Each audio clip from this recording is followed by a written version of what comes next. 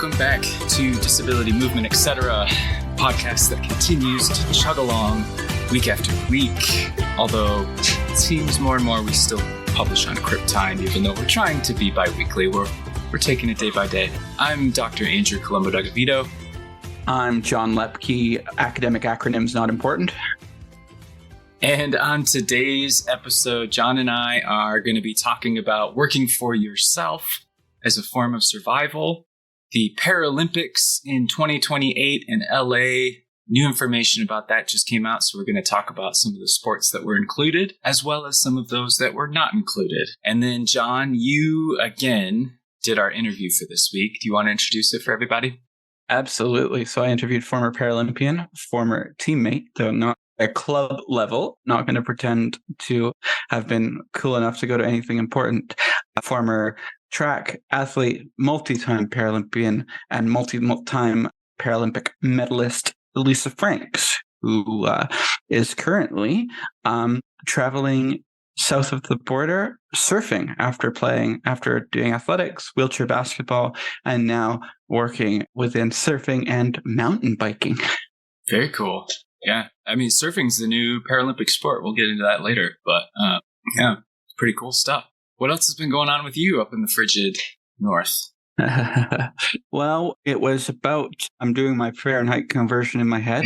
It was about minus 27 a week or two ago, and now it is 30 Fahrenheit, and now it is it's about 30 today. So we've had some big spikes. That's a big swing. A big swing that my spastic body is not a giant fan of. Other than that, have lots of journalism work on the go. I'm looking around. Obviously, listeners can't see this, but I'm looking around at my office, knowing that there's a lot of cleaning to be done in my future.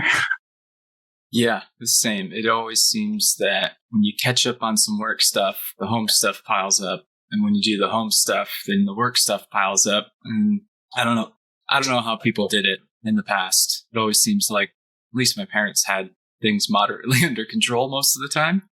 But they didn't have Twitter to be on to complain about it. Yeah, exactly. I don't know. Adulting in the 21st century might be a little bit different from the 80s and 90s. Just a tad, yeah. Well, I do have one quick update before we get into our stuff. And that is last week, the book that brought you and I together, which was my first co-edited book with some colleagues here at the University of North Texas. And the book is called Not Playing Around, Intersectional Identities, Media Representation, and the Power of Sport. It got a highly recommended rating from Choice Reviews, which I didn't even know they existed, but is apparently a part of the American Library Association, from what I can tell. Cool. And the cool thing is that I guess they rarely do reviews on more monograph type texts. They typically reserve it for textbooks and things like that. So it's a pretty cool thing to get at the end of last week, right at the beginning of February, which was a nice boost to the morale coming into this week. Anything exciting on your end, John? Not particularly that comes to mind, except that I will say that project that brought us together, it's a wonder what happens when public scholarship actually intersects with the people that it's affecting. And I hope that not just the, disability and sport and movement circles that you roll in academia learn something about that, but I really think that's a lesson that we can take not just into academia, but into the wider publishing sphere when it comes to disability, because there's only so many types of one particular type of book before we need to, expand out and bridge the gap, so to speak. I always laugh when I say bridging the gap, because bridging the gap here is like a program to get disabled people active. So I say the phrase, and then I'm like, that's actually something. Yet another relevancy. Yeah, giving them a shout out to free publicity for picking one of the most generic phrases to name your company. Yeah, I'm fairly certain that they wouldn't have money to sponsor us. So we're all good. Definitely not. All free pro bono stuff. Yeah. It's very, well, I'll have to say this. If you're listening, I hope you don't go buy the book simply because it costs way too much money at this point for any non-scholarly person to buy it. I have to say that I did not have your library. Yes. Request that your library buy it, and then you can borrow it and read it in as many times as you need, especially if you're affiliated with a university library system. And I'll have to preface this by saying I did not pick the price. I do not get the royalties you would think I would get from something like this. But I'm hoping, and I've been talking with the publisher, that given some good reviews and given the interest in the book, that they'll release a paperback version. Currently, it's only in hardback and ebook. But if you're so excited, you have to absolutely go out and buy it. There is a link in my bio pages and stuff like that, and I can put it in the show notes for 30% off the hardcover book if you buy it from the publisher. So, well, with that, with enough, what's the word? Self-promo? Yeah, that's it. Self-promo. Let's get into the stuff you're going to talk about for today. So you brought this one up. You wanted to talk about working for yourself as a form of survival. What do you want to talk about? I did. We're seeing a lot of conversation both inside of disability circles and outside of them about, about the economy in North America. Certainly it's a topic of conversation in Canada as well as the US, and I would argue worldwide. A cost of living crisis in the UK also having big impacts on disabled people. And we're seeing these mass tech layoffs. We're seeing people lose their livelihoods. And it brings me back to a topic of conversation that I've reported on a little bit for Insider and others, but I've also been having as somebody who is a sole proprietor, who is a freelancer, who does consider himself, running a business, even if it's not, if I'm the only staff member. And hey, that's all right, man.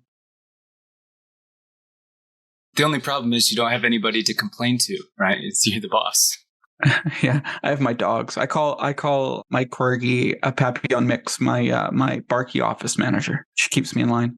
But and a lot of what I hear from disabled people is because those doors get slammed in our face that we often go and build careers for ourselves. We scratch and claw and think through the lens of entrepreneurship.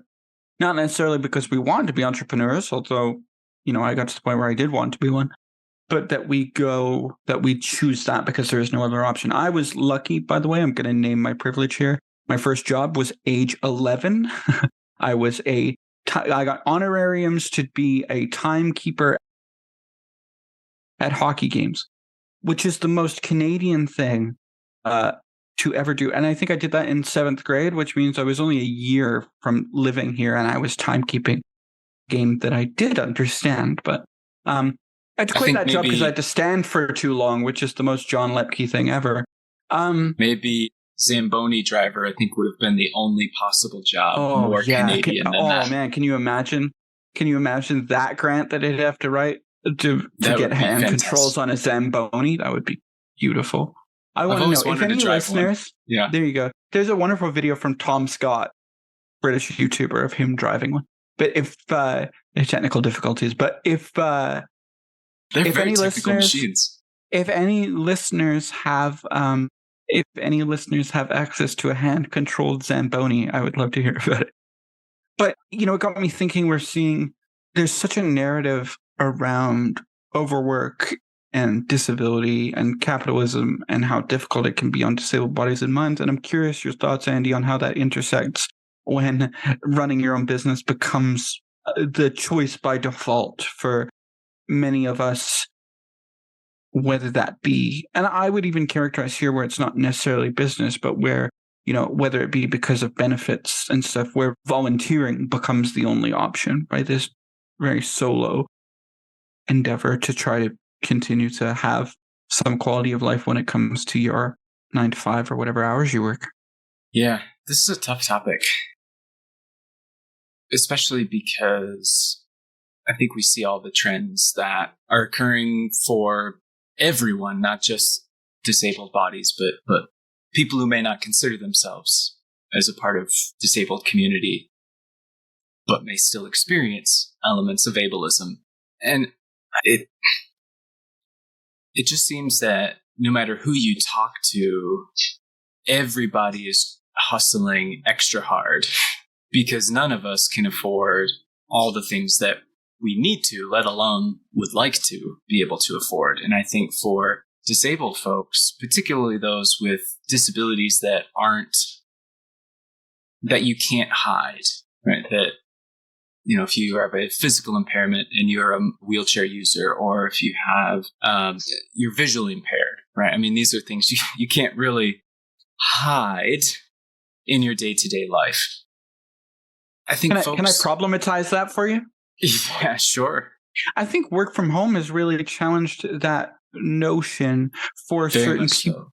I think like if I take my own disability, like CP might be obvious in a Zoom call if I was a power chair user, or if I had more vocal involvement than just the fact that I suck at vocal regulation. Thanks, theater, for giving me any skills at it at all. But yeah, there's a thing within my family and friends where you go like this, which is, listeners can't see me, but I'm like miming turning down a volume knob, which is, hey, John, you don't realize it, but you're literally screaming. That it can be hidden within the Zoom frame in a way that's different from, I can theoretically, I mean, I put crippled and creative in my Twitter bio, but theoretically, somebody interviewing me wouldn't know that I had CP unless they know what they are looking for, which is always the case, right?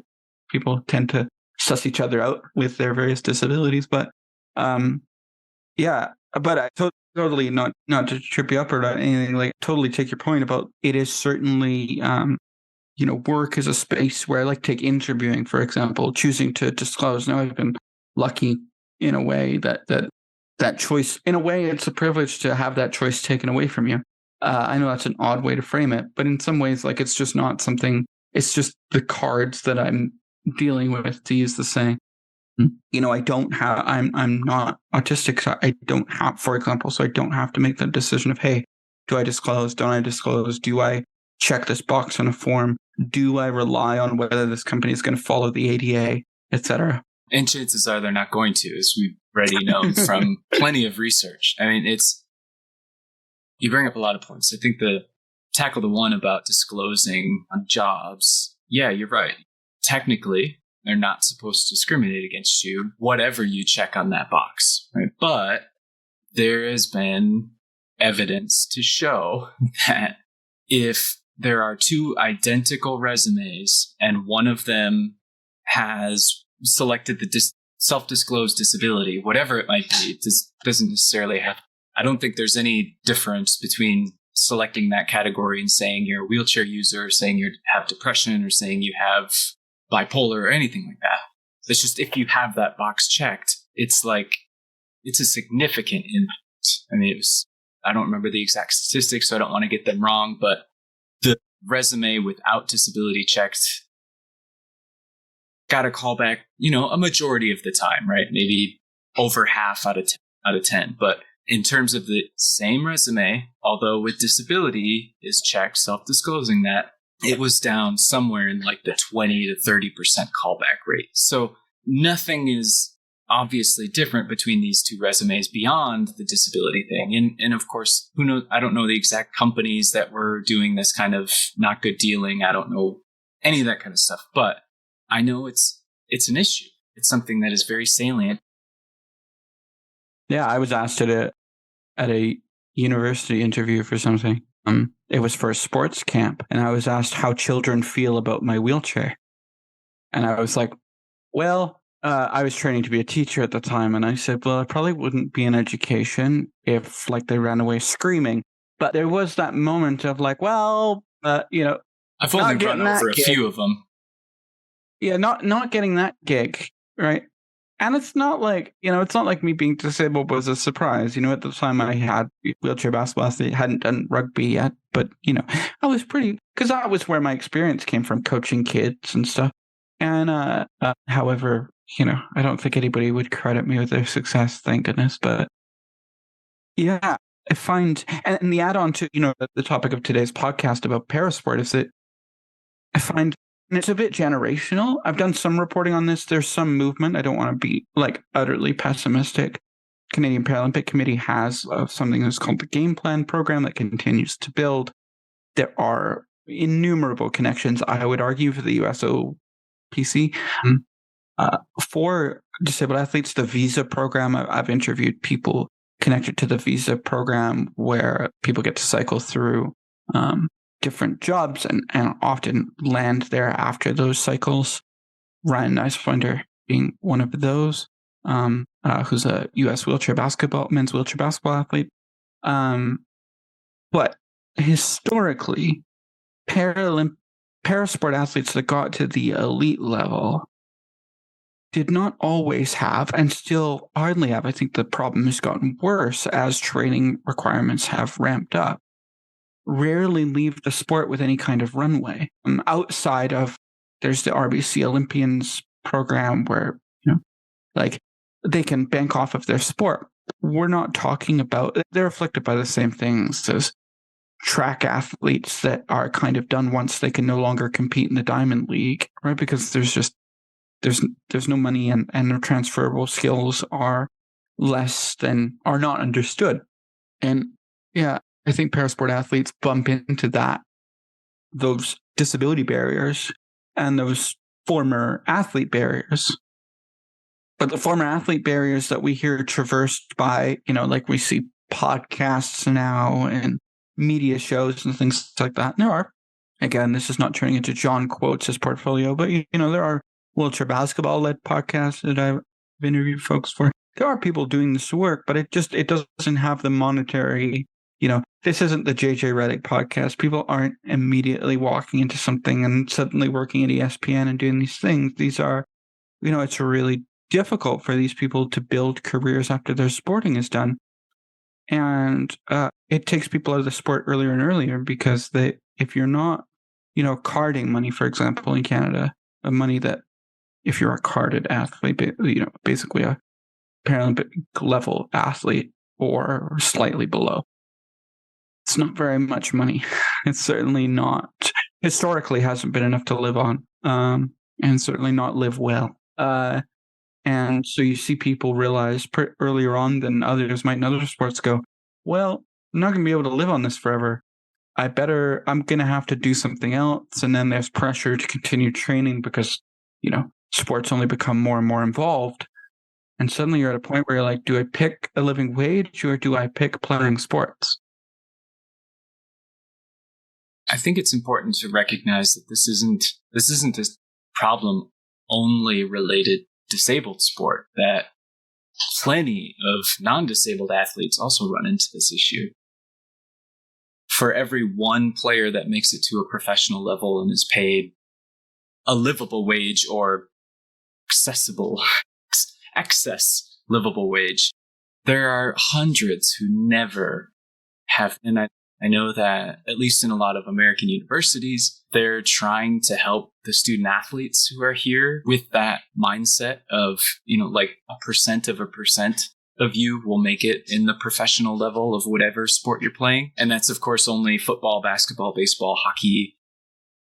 I mean, there are other professional leagues, but even athletes in those leagues still work other jobs and compete on the side because they have a love for their sport. And I think that's a running theme with a lot of things that we talk about is how sport really is an identity, or the sport you play can become your identity. And it's really hard when that identity is taken away, or you no longer have access to that, or you have to make a really hard decision of, do I continue to play this sport that I love and is so much a part of me, or do I choose a career in which I have money to live, because the sport, unfortunately, isn't going to provide that.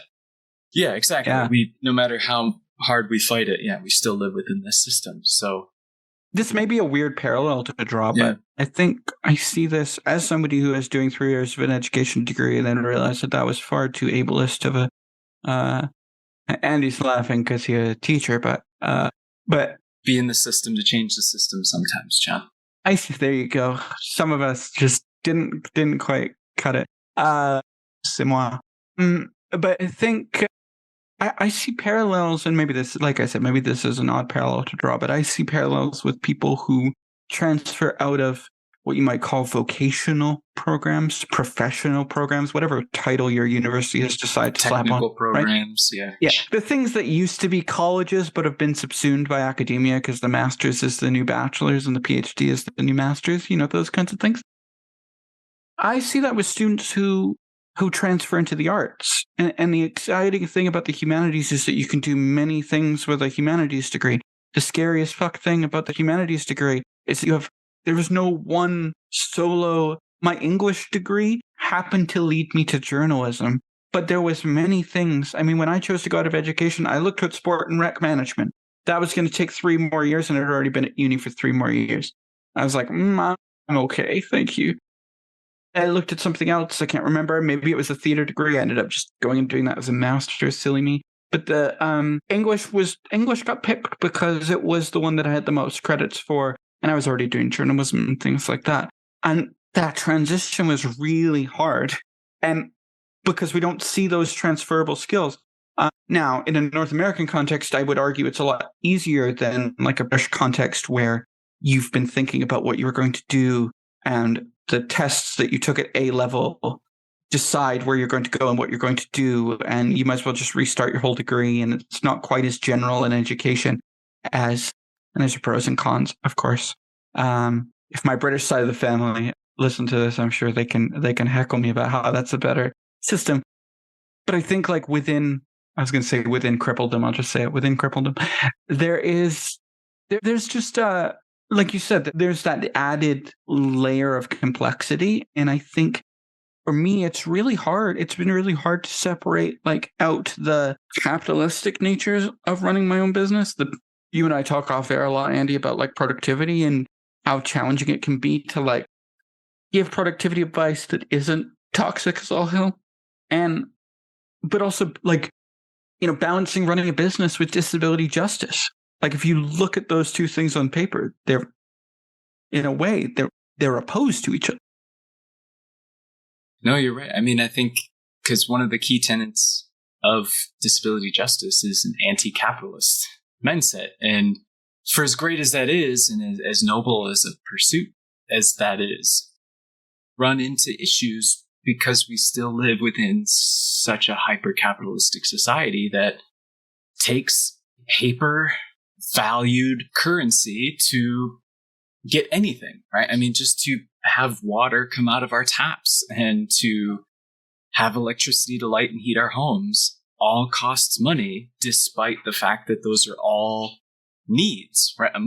Even when the Texas power grid doesn't want to run for you? Yeah, exactly. Well, thankfully, our last ice storm that we just had, it survived by some duct tape miracle. But it's a hard thing when you try to do this work or you try to do any work and that work isn't valued at a level that provides you the means to live a life that is, however you consider it, to be well for you, right? And recognizing that different people have different standards. Yeah, it isn't valued. And also, I would argue, I joked about my first gig being timekeeper of hockey at 11. I was a baseball umpire, so also a very American first job. There you go. I would say that that's for disabled folks, and certainly if we look at the employment levels of intellectually and cognitively disabled folks who identify within that paradigm.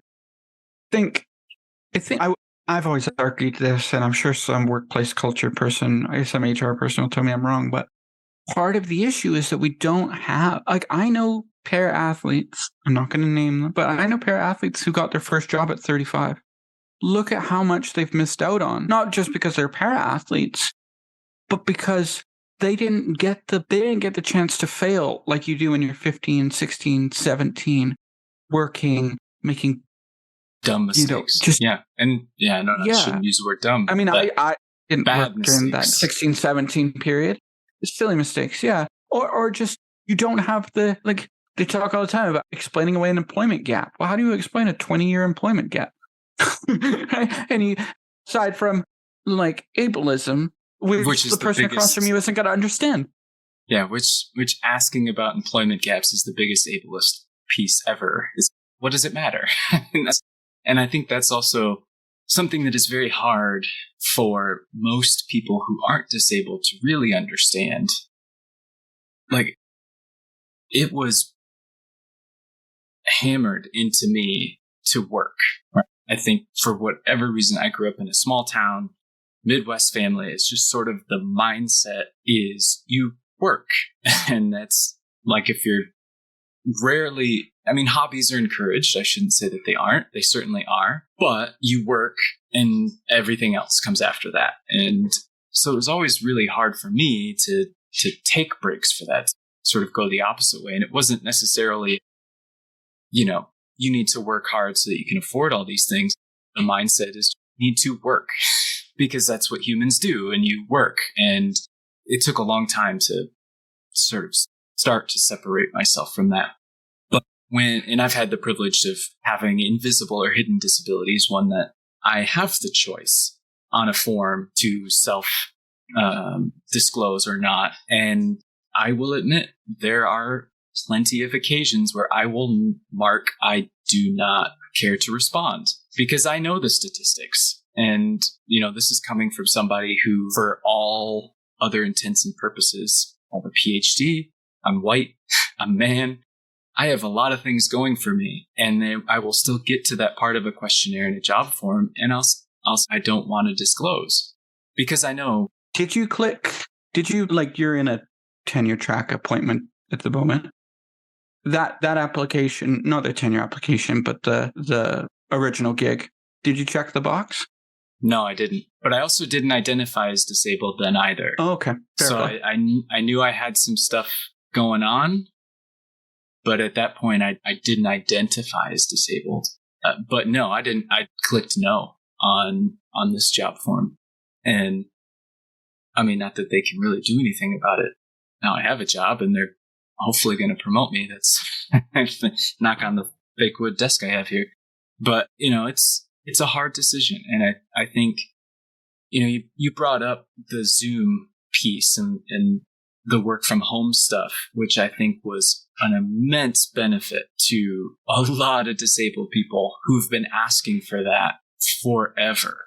And we've learned that we can work from home and we can still be quote unquote productive and we can be good workers for companies. But it seems to me that we're racing backward away from that type of accessibility, despite spending, the better part of 3 years working out all of the kinks, right? Like, we've sat in Zoom calls we've come to expect, and we've had to change the culture of remote meetings because, somebody could walk in the door, or a dog could bark, or something could happen, or just somebody's Wi-Fi is slow one day for whatever reason. And we've learned to be more flexible and accommodating as a baseline for everyone, disabled or not.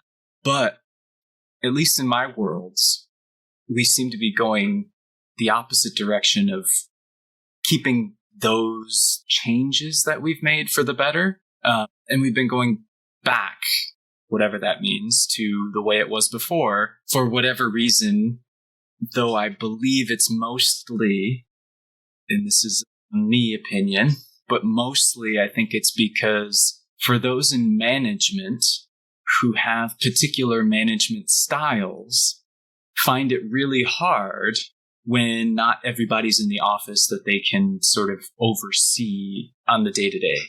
It's hard when people are in their own spaces and potentially asynchronous, right? Because that's also kind of the benefit of a work from home situation, is that if you wake up one morning and you're not completely feeling it, then, you can spend an extra hour doing this stuff or self-care at home and then just maybe work an hour or two later in the day. Or you can break your day up, which I found is really helpful for me, into a couple hour chunks, right? I don't sit down at my laptop and work for 8 hours straight every day like I faked doing in the office when I had to go in, right? Nobody works for 8 hours straight. Are you kidding me?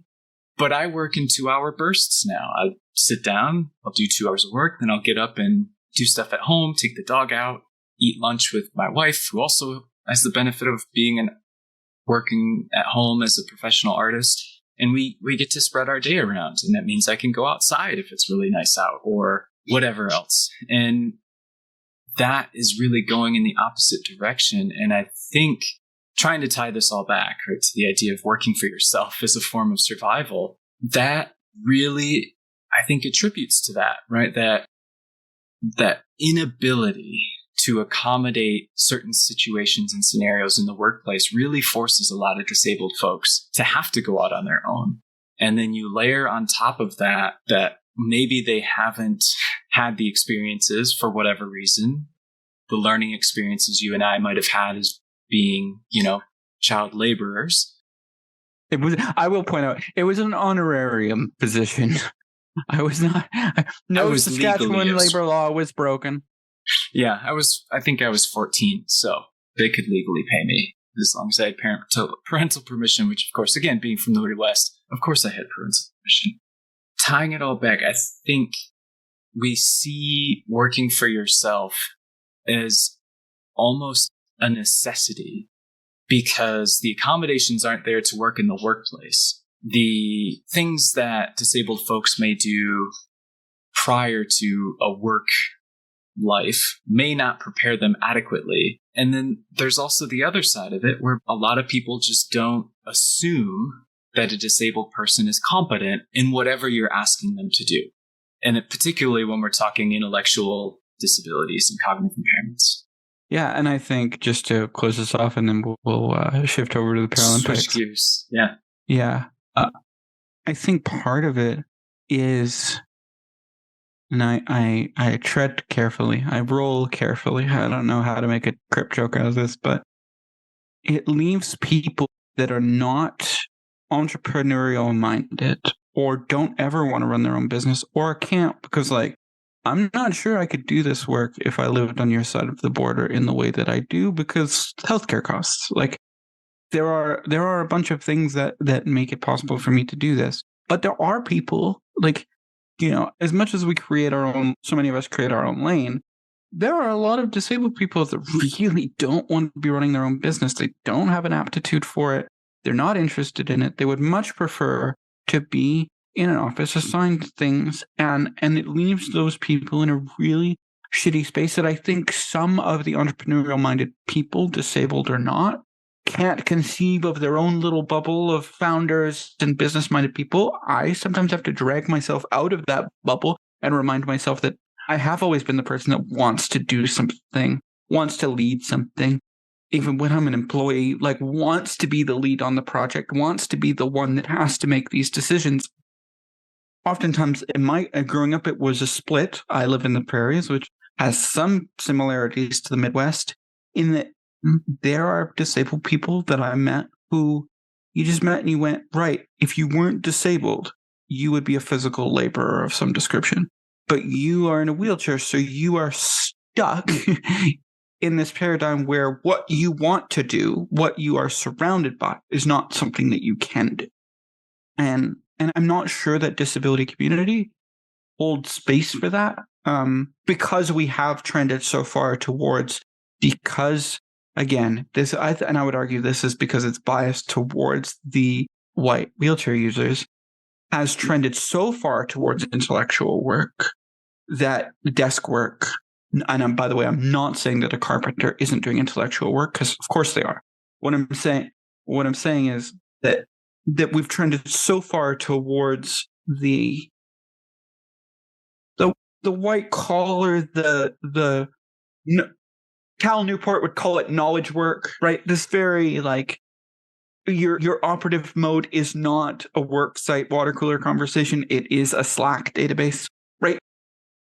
That we've left behind so many people who, I would argue that, and I don't know this for sure, this is me definitely talking out of my ass, that the accessible levels that we talk about that have been created in very problematic ways, but have been created at the university level, are less prevalent at the technical college level because we don't have that many, especially from a wheelchair user perspective. I think I know one wheelchair using carpenter. I don't know that I know a wheelchair using electrician. If they do have that aptitude, not saying this because the guest that I interviewed is an engineer, but they do tend to go towards the stuff that is rooted in that blue collar work, but happens to have that sort of intellectual desk job add-on.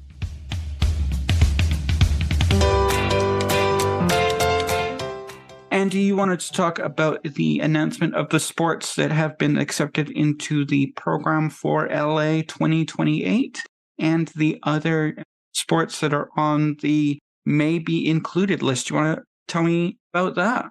Yeah, so for those uninitiated, the Paralympics in 2028 will be in LA. And as with all Olympic, Paralympic games, when cities put in their bids, there's also bidding for potential new sports to be included. It doesn't happen as often at the Olympic level, mostly because they've got a lot of sports and those sports have been pretty stable. But we've seen the addition of climbing and surfing to the Olympic Games. And usually when that happens, there's sort of a parallel para side added to it, although not often, mostly because there's not that many para sports, or at least there haven't been historically. We've got the option to add Paralympic climbing and parasurfing, which most likely will occur, given that they are in the Olympic Games. There were 33 sports that were put forward ultimately, including CP football, para dance sport, power chair football, sailing, world para volleyball, put forward sit volleyball, as well as a beach para volleyball, which I think you may have mentioned last time we chatted, John. Who the hell would want to sit in sand and play? I'm sure somebody would.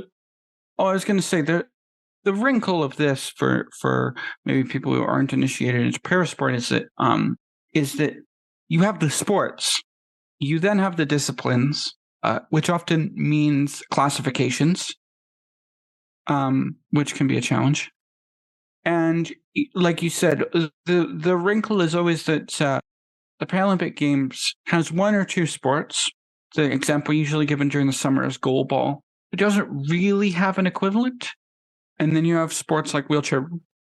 Yeah, and then you have wheelchair rugby, which, only has its name because its murder ball isn't palatable to sponsors. Correct. At least that's what the documentary tells us, right? The one piece that is, of course, interesting to look at is now that we've got things that are starting to be settled for the Paralympic Games. I found very quickly an article about how the Paralympic and Olympic Games are set to provide quote-unquote inspiring coverage. And we'll of course talk more about it as the Paris 2024 Olympic and Paralympic Games come up. But the idea of inspiration, I know we've already chatted about on the podcast in terms of inspiration porn and how sport can be inspirational, but depending on how we frame that and who we frame that for can be an issue. And I'm really hoping that some of these new sports like paraclimbing and parasurfing are included, because I think it gives us an example of sport that isn't tied so heavily to professional sports and the idea of elitism in sport, right? I think climbing and surfing to a certain degree is still a sport that most anybody can get involved in, right? I mean, most people try surfing on a vacation because you can rent a surfboard. Climbing, a lot of places now have their own climbing gyms, which are affordable and accessible. And I think we're learning how sport that isn't designed around a team base or isn't necessarily designed around the idea of scoring, right? Putting a ball in a net or in a basket, that we typically consider sport, that we have these sports that are or could be considered hobbies, lifetime activities, right? These just happen to be groups of folks that excel to a very, very high level in those particular areas. But like the average person can still go out and do those and participate in them. And for me, that does bring back an exciting piece of the Olympics and Paralympics is the idea of amateur sport in these games, right? And I know there's lots of discussion that go back and forth about this. In my mind, the Olympics typically is the pinnacle, right, of amateur sport. People who typically aren't paid to be an athlete, though that shifted over the years. We still see it with parasport specifically, right? As we just talked about, most para athletes aren't getting huge contracts. Most don't have huge sponsorship deals. Most work and train at the same time. And I think with the addition of these new sports, gives you a different lens to look at the Olympics again, for me at least, and maybe some others feel this way too, is like, I climb and I have surfed. I wouldn't say I'm a surfer, but I try. And I know people who we're a podcast, right? So people can't see me. I find myself to be a generally fit, able-bodied person, and I climb, but I go to the gym and I see people with all different body types, right? And even those with physical disabilities that may struggle to take part in other sports, particularly sports that may be integrated with non-physical impairments, right? You don't often see that. And for me, at least, and again, I'm biased, but climbing is kind of one of those spaces where people with different body types, different needs can engage in the same place and with the same route, but be able to do it differently. And the sport has the flexibility baked in that's encouraged, right? Like the challenge for parasport is, and Lisa and I get into it a bit during the interview, is that if you took basketball off of the Olympic program, not the Paralympic program, the sport would still exist. Golf existed for how many 100 plus years once it was taken off the Olympic program in the early 20th century. If you took a lot of these parasports off of this program, the funding would just evaporate. Basketball would probably be able to survive it. I would argue that track would be able to survive it. It's pretty much a toss-up with the summer sports after that. I think sledge hockey would probably survive it. Rugby might, because it's always been rough and tumble anyway, and they're a newer addition on the scale of things. But it would decimate these sports. And on the flip side of that, them being included is the vacuum, or not the vacuum, the vector is the word I was looking for that sports expansion, because that's when sponsors get involved. It's very hard to fund a sport that doesn't have the draw of the Paralympics. And I mean, we see the vast disparity between the number of sports, and this is true at the Olympic level too, the number of sports contested at the Winter Paralympics versus summer. Funny enough that cripples want to be at a bunch of sunny sports. Shock, surprise. Yeah, there isn't too many CPs competing in the Winter Olympics. Well, not in wheelchair basketball. Like if I was going to use the wheelchair basketball or wheelchair rugby term, certainly not low class CPs. I would argue. CP is such a spectrum that there's probably a time. There'll be a lot of hemis, for example, that probably hemiplegics that probably. Well, I'm just thinking of the sports, right? I mean, Paralympic summer has 22 sports. That's what I think the list said. The Winter Olympics is 5 or 6. I mean, there's certainly one of those is downhill skiing, which has in itself multiple layers. Like there's blind downhill, there's amputees, there's paralyzed. My favorite one that sounds like a misnomer is blind biathlon. They're shooting with a laser, I believe. So, let's not give non-disabled or people who aren't involved in parasport the wrong idea. Yeah, I mean, we see this at Canada Games. There's a big junior competition here. wheelchair basketball is one of the para sports involved. Wheelchair basketball is put in the summer program. And I don't actually know if that's for promotional reasons, if it's because that's when the season is. It's actually put in the winter games. So it's in February as opposed to in June, or summer months anyway. I think that it's going to be really interesting to see if those sports are included, or, increasingly how those sports expand. I mean, there have been many discussions about wheelchair basketball has put forward a number of arguments towards a 3-on-3 has taken increased prominence over the last 10, 15 years. 15 might be a stretch. Certainly 10, right? And is that a discipline that they want to build? There have been certain parts of the world where wheelchair rugby competed by paras is a thing, as opposed to just quads. Which as a quad is a bit of a scary prospect from a safety perspective. It's a whole different type of game, I think, at that point. Yeah, it's a different game. If you put an amputee soccer player against a blind soccer player against CP5 aside against a para chair, they're all technically soccer, but the game changes. Really, it does. But the game radically changes as much as games change, like swimming, for example, between classifications. I think all roads lead to money. It does. I'd be interested. Yeah, I did a little bit of reporting for 538. When I say a little bit, I mean one story about how medals are tied to funding, and what that actually means. There's a great CBC piece. Devin Haru did a piece. I'm not just shouting out Saskatchewan journalists, although he applies his trade not in Saskatchewan anymore. Though I do have perhaps a bias towards people I'm a fan of locally. Did a piece about that split. But really, it's going to be interesting to see these sports grow, and especially as rugby grows, because rugby doesn't really have a comparison, I would argue, in the same way that goalball doesn't have a comparison. It will be interesting to see how these bocce has a comparison, but it's not.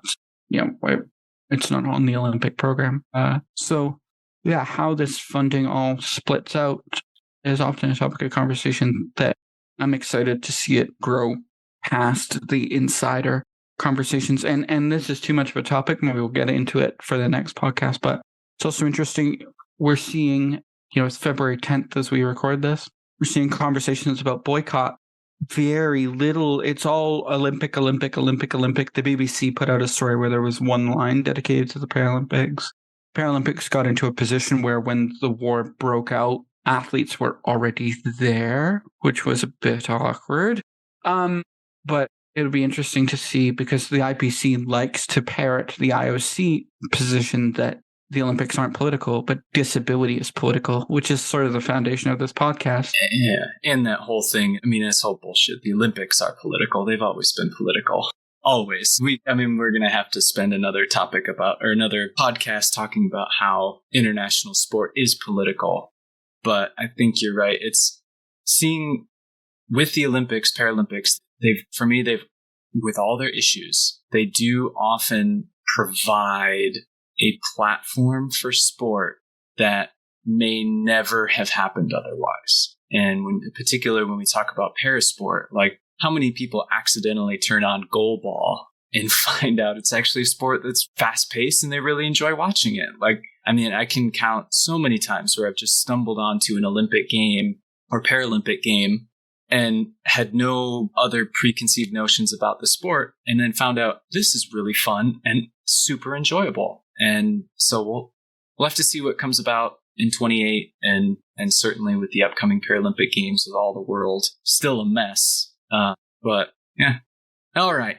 When we come back, you will hear John's interview, so stick around.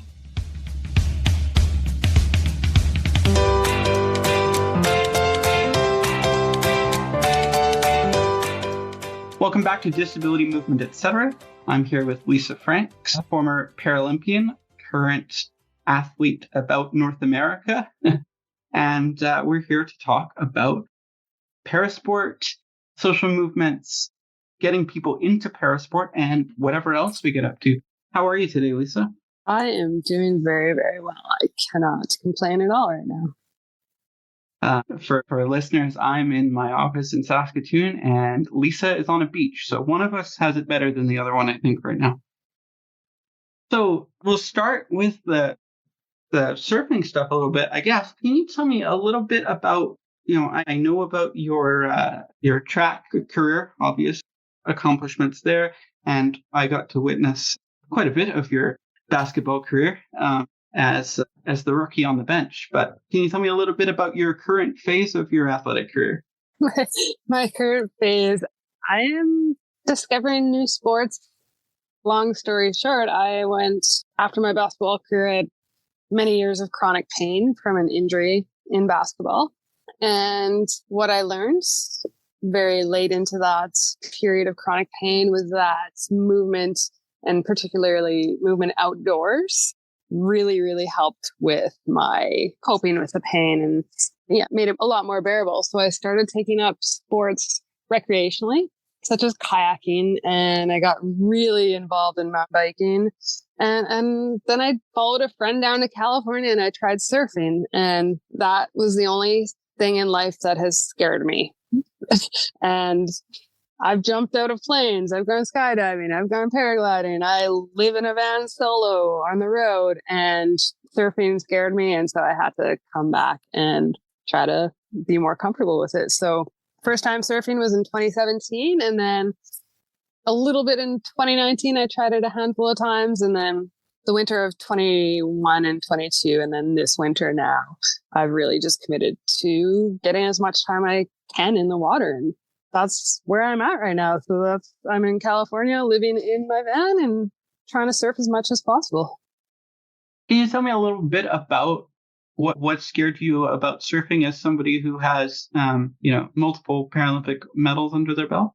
Yeah, so the type of surfing I do is on something called a wave ski. So it's, if you picture maybe a sit on top kayak, that's what it's like. And then I have a paddle.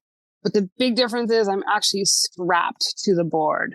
So the first wave I ever caught, I'm riding this wave and then I'm riding, I'm getting close to shore. Now what do I do? And I just fell. And I had practiced unstrapping before, but when you are in the water and waves are crashing on top of you, it's a very different experience. And so I was underwater way longer than I was comfortable being underwater and fumbling, trying to get the strap and starting to panic, and finally did get unstrapped. But that scared me, just being underwater so long. And then when I did finally get to the surface, waves were just crashing on top of me. And I'm a prairie girl. I've never really been in the ocean. I didn't understand tides. I didn't understand sets. And I was right in, like, they call it the impact zone, where you don't want to be caught in that zone. And so, it was scary because ocean is very, very powerful. And that was kind of the first time I'd really felt the impact it has. And I was has, like I said, so little knowledge of waves in the ocean. And so I think that was the fearful part. Do you have any fear, like I'm aware that, a track to a basketball court, there's no water involved, but did you have any fear during that shift? I would say maybe always in the back of your mind, it's like, oh, what if I'm in that critical point in a game or something and it comes down to me and I miss that shot or something? That's always something that's sort of there, but it's more of a critical fear of yourself instead of I might die at this point here, right?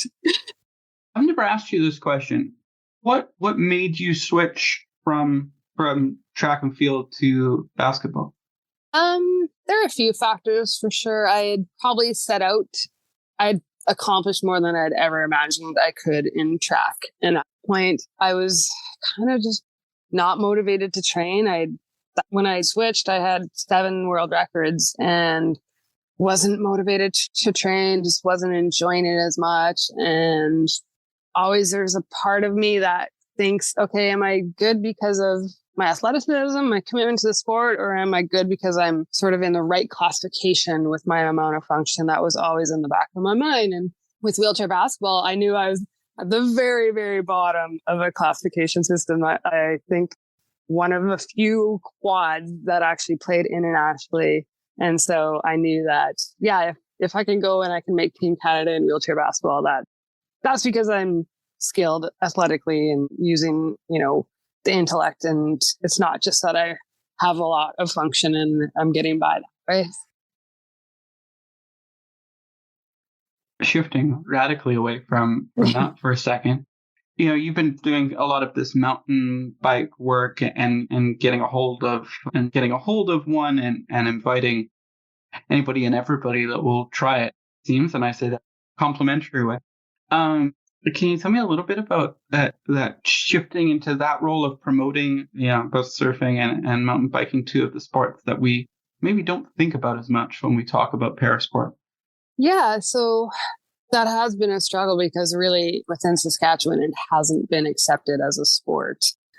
I've had trouble getting any funding. And so, that aside, I think I just discovered the love of being outdoors and being able to access places on a mountain bike that your mobility device just can't get you. And just, the first time I was on a ride and I was by myself, I was not in cell service. I was in this amazing forest and just, I couldn't imagine, I couldn't put into words how much I had missed that, because growing up, that's what we did as a family. And so to have access to that again, I just want to share it with people. It's not even necessarily about the sport of mountain biking, but it's a lot of just where you can go with it and some of the things you can see. And I just want others to experience that. That makes sense to me. Speaking of getting to experience things in the most perhaps awkward segue of this afternoon, it's a pretty big choice, I would say, as a fellow low-class athlete quad, to pretty bold choice to adapt a traveling van and go south. Can you tell me a little bit about that process? Yeah, so again, coming out of chronic pain, I wanted to be outdoors as much as possible. You can't really do that in a wheelchair in Saskatchewan in the winter. So my plan was to go somewhere warmer and do an extended period of time. So I took a leave of absence initially in 2019 from my job, and I built out my tiny little SUV with just a platform bed, and I had a cooler and a camp stove, and came down here to try to surf. And I just loved it. I loved that the majority of my day was spent outside and doing activities. So that was definitely a challenge with the wheelchair and the tiny SUV. So I started to think bigger and had planned on building this van. And really, I wasn't intimidated by the process and the accessibility. I put a lot of thought into it and really was able to solve a lot of the problems that I thought, would be kind of barriers to being able to do this lifestyle independently. But, and then it just kept getting bigger and bigger. And initially I just wanted a bed in the van that I didn't have to make up, move things around every night. And then it's like, well, let's add a fridge. Let's add a sink. Let's add heat. And so it's evolved to this big van where I have the ability to travel with my surfboard, mountain bike, and it's just all fully accessible for me. And I'm out here living on the road at least 6 to 8 months of the year. Who did you have adapt it? Well, I designed every detail, even down to joys of being an engineer, I suppose. Yeah, I did the build in 2 phases. So I just did like an initial get flooring in, get a bed in, and then I spent some time in it just in my wheelchair, getting a feel of how much room I needed to maneuver and the height I wanted, the cabinets and everything, and then finished it up a few months later with cabinetry in the kitchen. And I just kind of got lucky finding somebody on Kijiji. That's kind of like Craigslist for comparison. And I was actually looking at buying a van that he had built, but it's just going to require too much modification, a lot of modification to make it accessible for me. So he offered that he could build it for me. And he had started something called True North Camper Vans in Calgary, but then kind of went his separate way. It was just kind of DIYing it out of his shop. And so it worked out well. He was within my budget and within my time frame as well. So really, really turned out well. And you mentioned you took a leave of absence from the engineering gig. I'm assuming that has transitioned into that not being your job anymore. Is that right? Well, no. So I took a 3 or 4 month leave of absence right before COVID. Right. Things had been slow. People were getting let go. And I thought this is a great time to take a long trip. And when I come back, it'll be all, busy and normal. And the opposite happened with COVID. I did get back to work eventually, but my leave of absence just kept getting extended into a temporary layoff. But then in last year, like 2021, it was kind of given to me that, yes, we're still struggling to provide work for everybody. And you have an option of staying on with, no benefits, lose your seniority, blah, blah, blah, no guarantee of work every month. And then, or you could take a severance and we could go our separate ways and you could come back if we get busy again. So I ended up taking the severance. It was just as my van came. And so it kind of worked out serendipitously that I could transition into the van full time and be mobile. And in a way, it really worked out. Yeah, sounds like it. Can you remind me what type of engineer you are? Mechanical engineer. So I was working designing commercial buildings, doing the HVAC and the plumbing and fire protection design. Got it. I imagine that's pretty helpful when designing a van. Yeah, I would say so. Maybe not even, the particulars of what I do, but just the problem solving aspect of it, the critical thinking and being able to picture how everything would fit and work out was and very knowing helpful. Your way around CAD and all the rest of it. I didn't even use CAD for the van. I used a program called... No, there's actually a program called Van Space, but then I did kind of tape everything out within my van with just putting painter's tape on the floor where the cabinets would be. And yeah. What advice would you give or do you give others who might be looking hopefully or optimistically at your lifestyle and wanting to follow suit?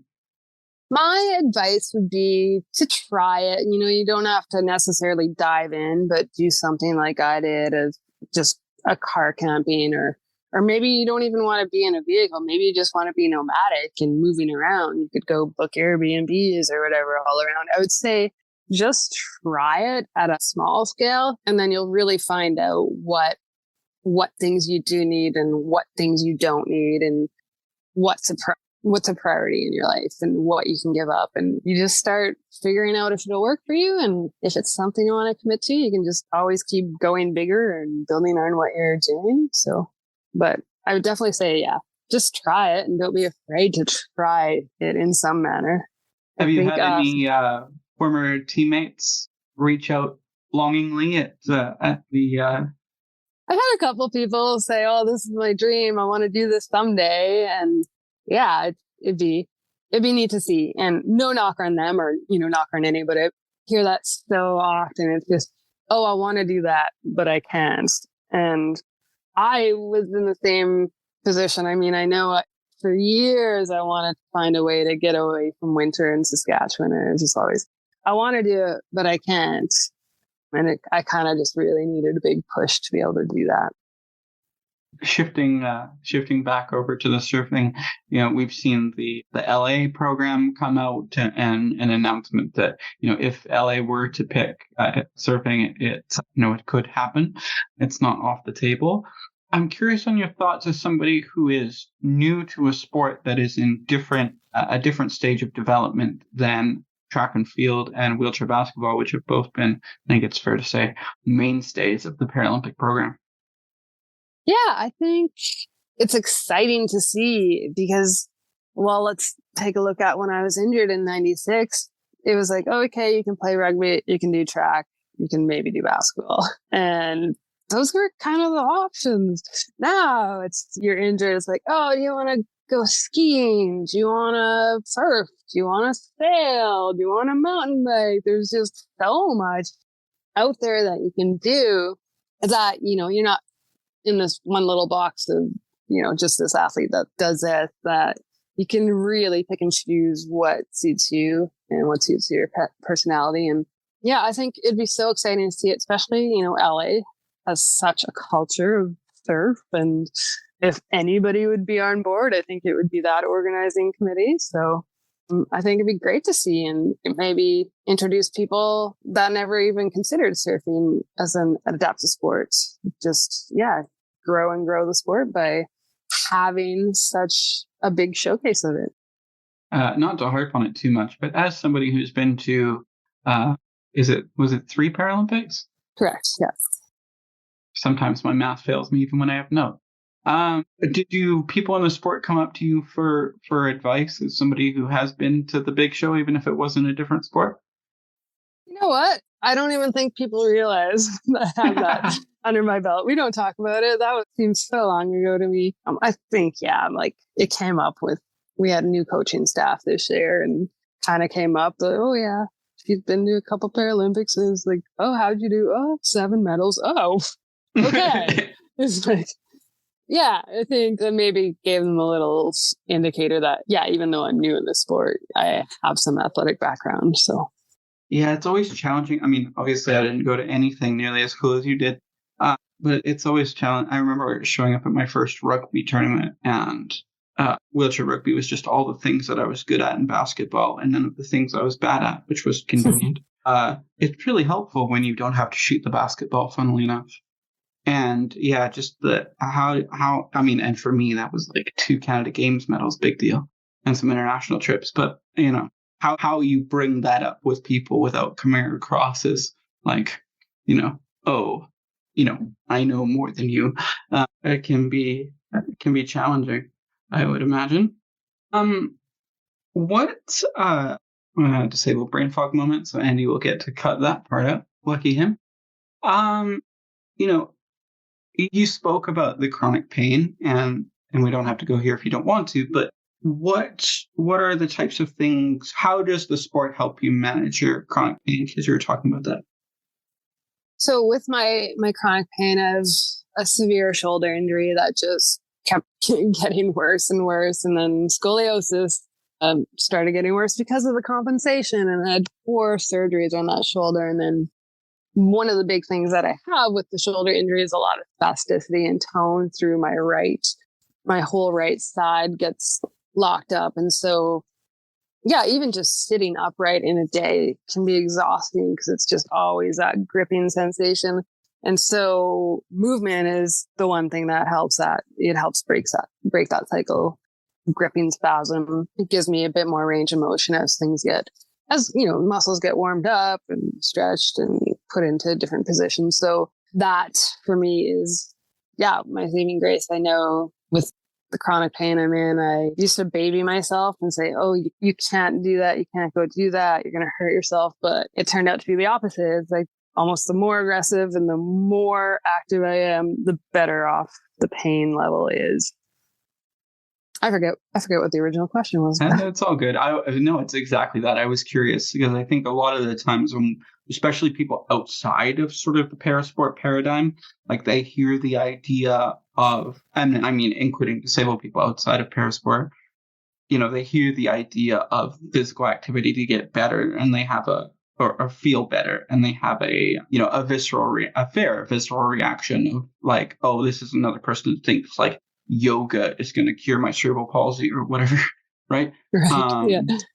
I always think a long time along those lines of, although I don't know how helpful the model was, the long-term athlete development plan that was drilled into at least my head at the Canadian national team level. And I'm curious your advice for disabled athletes who are looking to, the old titles were like train to train, train to compete, train to win, or whatever, loosely defined as, are you on the junior national team? Are you on the national team? Or have we gotten rid of you? What would be your advice to those athletes who are looking to stay involved and stay moving and stay involved in sport, but are not as, they're not in sort of a centralized training environment, or that, that's not their only thing going? I would just say, it doesn't have, we're going to cut this little mumbly part out, right? Yeah, for sure. It's hard to say because It all depends on what sport you're in. I know for me, I consider myself active for life, and I'm doing mountain biking, and it's active for life. So I'm not even, I've been to competitions, but that's not my main desire. And I even use an all electric bike because it's less impact on my body and it's going to give me more longevity. So I would say if you want to be active for life, you can put aside all your old habits of wanting to just go out and do the grind and push the limits and think about longevity, because that's where I'm at. Is my body has to last me much longer in this life just for every day getting around. And so why do I want to go out and destroy it in a sport and just make things worse? So find ways to be gentle to your body, but still enjoy the sport would be my advice. And if you're not in, a central training location, that's almost better, because it's just you're not competing against somebody. You're not out trying to prove yourself to somebody. You can just concentrate on yourself and be gentler, if you want to put it that way. Yeah. But do you think, because we see with with the CPC doing, an athlete transition program, game plan, and things like that. I forget what the American equivalent is. Do you think the para sport movement at its sort of elite level is, at the stage where it's supporting its former athletes to be active for life? That has not been my experience. I've even just trying to run this adaptive mountain bike club. I just keep getting doors slammed in my face because we're not going to be bringing home any medals, at least not anytime soon. But it's such an important thing to be involved in. But I can only comment on my experience, but I've definitely felt that once you're not producing medals, support drastically gets reduced. So that's pretty much all I want to say with that. Fair enough. So it's like, just, reflect it back to you, make sure that I'm clear, and then, hopefully readers or listeners are along for the ride, that for you, the parasport movement hasn't sort of got beyond what, who can get us medals and who can bring our country acclaim. And it's far more focused on that than, your local sports club or recreation levels. Like, spending my entire athletic career living in Saskatchewan, certainly, I think it's fair to say there was a feeling that, where Erica or Nick, Erica Gavel and Nick Gonchin, just to name drop two people, where they were going to go was far more interesting to funders than, say, Club 99 going to nationals. Like that there wasn't, I never really felt, and perhaps it's because I'm sitting at home being lazy, but that there was as much of a focus on the ability to go out and play recreationally. Yeah, and there's obviously the argument of, funding gets poured into a sport when you bring a medal. So it's the self-fulfilling prophecy. It's like, okay, we get more medals, we get more funding, we get more medals, we get more funding. And it's just tough that there's nobody or there's nothing out there that's really, I find, supporting those, I guess, outlier sports or, something that is benefiting people in their lives, but not with the medal tally. What's the funding, forgive my ignorance, but what's the funding sort of ecology or environment for surfing at the moment? It's all self-funded right now. Actually, I think Team Canada paid the registration fee for myself at Worlds. So I was at Worlds in December. And where were Worlds? Can you remind me? They're in Pismo Beach, California. Got it. And we had coaching staff that was there. I believe their expenses and everything were funded. But I think that will drastically change if it does become a Paralympic sport. I imagine karting and travel and training camps would happen, and definitely would change the atmosphere of training right now. It made me think of something, which is I wonder who has the record for the longest gap between karting. Oh, I wouldn't even know where to I have no idea. Yeah, I don't know. Misty Thomas, maybe? Maybe. There's got to be like somebody who trained from, like, was on some national team from like 19 to 21 and then realized at like 38 that they wanted to go back. Well, yeah, that would be Misty Thomas. She was the stand-up Canadian national team in her late teens, and then 40 switched to wheelchair basketball, something like that. Yeah, I hadn't thought of that. Jumping from that to that. Cool. Well, thanks so much for your time, Lisa. We'll end on this. Where can people find you to follow along on your journey and find out more about? I was about to say skiing. No, that's not sport. Surfing and the mountain biking stuff. So if you want to follow along the mountain bike club, we are on Facebook and as well as Instagram. It's the Saskatchewan Adaptive Mountain Bike Club. If you want to follow my van life journey, probably Instagram is the best. It's Keepin' It Wheel 306. And yeah, I'm not posting as much these days because I feel like I'm just rubbing in people's faces that I'm in somewhere warm. So I try not to be that type of person, but yeah, something cool. Yeah. Do you? I hope so. But yeah, if something cool is going on, I'll throw it up there on Instagram.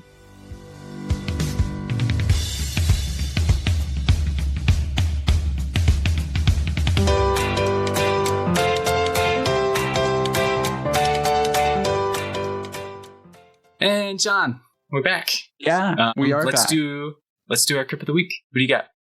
So at the risk of being the person that promotes his friends on the podcast, I wanted to shout out a friend and I guess you could say theater colleague, Madeline Little, who has been nominated for her work for a Matilda Award, which is an award for in the Australian theater ecology. And I shout her out partially because her work and the conversations happening in the Australian theater ecology around accessibility, which she's, I would say, a key part of, are really informed the way that I look at access in theater. For example, conversations about how Auslan, Australian Sign Language, can be integrated rather than being that typical, the interpreter is in whatever space the tech managed to find for them 5 minutes before the performance, and how that can inform work. So kudos. Awesome. I decided to go in line with some of our conversations from earlier.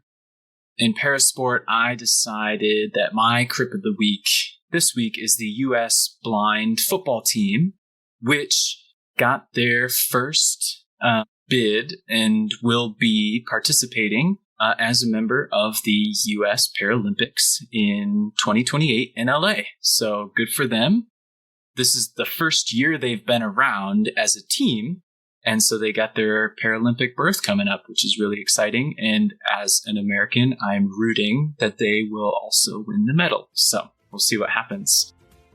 But that's it for today. John, as always, wonderful conversation. And we'll see all y'all in a couple of weeks. Stay safe, stay warm. See you, John. Have fun. All right, bye. Disability Movement, Etcetera is a Blank Owl production.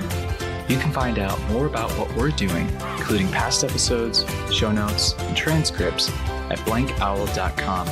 The music for this episode was composed by Adrian Blust. If you'd like to support our efforts with Blank Owl, head over to support.blankowl.com. Hope you'll all join us next time.